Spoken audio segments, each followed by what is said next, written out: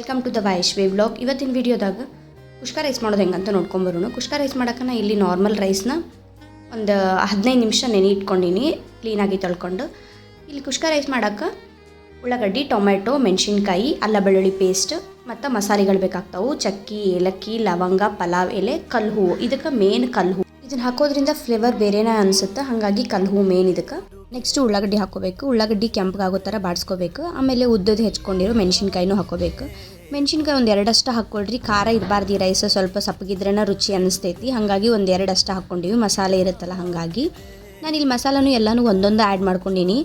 ನವನೀತ್ ತಿನ್ನೋ ಸಂಬಂಧ ಮಸಾಲೆ ಜಾಸ್ತಿ ಇದ್ರೆ ಮತ್ತು ತಿನ್ನಂಗಿಲ್ಲ ಅಂಥೇಳಿ. ನೀವು ಬೇಕಂದರೆ 2 ಹಾಕ್ಕೊಳ್ರಿ, ಎಲ್ಲನೂ 2 ಹಾಕ್ಕೊಳ್ರಿ ಮಸಾಲೆ ತಿನ್ನಂಗಿತ್ತಂತಂದ್ರೆ. ಮತ್ತು ಅಲ್ಲ ಬೆಳ್ಳುಳ್ಳಿ ಪೇಸ್ಟ್ ಹಾಕ್ಕೋಬೇಕು. ನಾನಿಲ್ಲಿ ಫ್ರೆಶ್ ಆಗಿ ಕುಟ್ಕೊಂಡು ಹಾಕ್ಕೊಂಡಿನಿ ಅಲ್ಲ ಬೆಳ್ಳುಳ್ಳಿ ಪೇಸ್ಟ್. ನಿಮ್ಮ ಕಡೆ ಏನರ ಪೇಸ್ಟ್ ಇತ್ತಂತಂದ್ರೆ ನೀವು ಹಾಕ್ಕೋಬೋದು.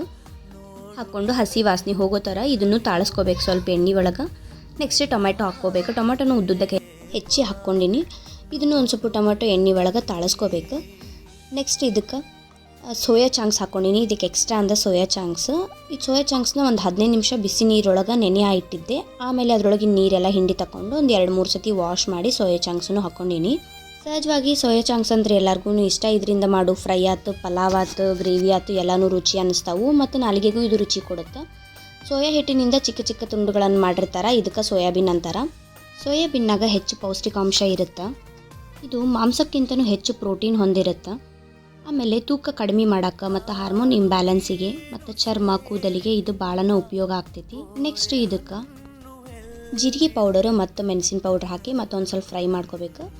ಆಮೇಲೆ ಪುದೀನ ಮತ್ತು ಕೊತ್ತಂಬರಿ. ಪುದೀನ ನಾನು ಇಲ್ಲಿ ಸ್ವಲ್ಪನೇ ಹಾಕ್ಕೊಂಡಿನಿ, ನೀವು ಬೇಕಂದ್ರೆ ಹೆಚ್ಚಿಗೆ ಹಾಕ್ಕೋಬೋದು. ಎರಡೂ ಹಾಕ್ಕೊಂಡು ಸ್ವಲ್ಪ ಫ್ರೈ ಮಾಡ್ಕೋಬೇಕು. ಕುಷ್ಕ ಸ್ವಲ್ಪ ಉದುರಾಗಿದ್ರೇ ರುಚಿ ಅನ್ನಿಸ್ತೈತಿ. ಹಾಗಾಗಿ ನಾನು ಇಲ್ಲಿ 1 ಗ್ಲಾಸ್ ಅಕ್ಕಿಗೆ ನಾನು 2 ಗ್ಲಾಸ್ ಅಷ್ಟು ನೀರು ತೊಗೊಂಡಿನಿ.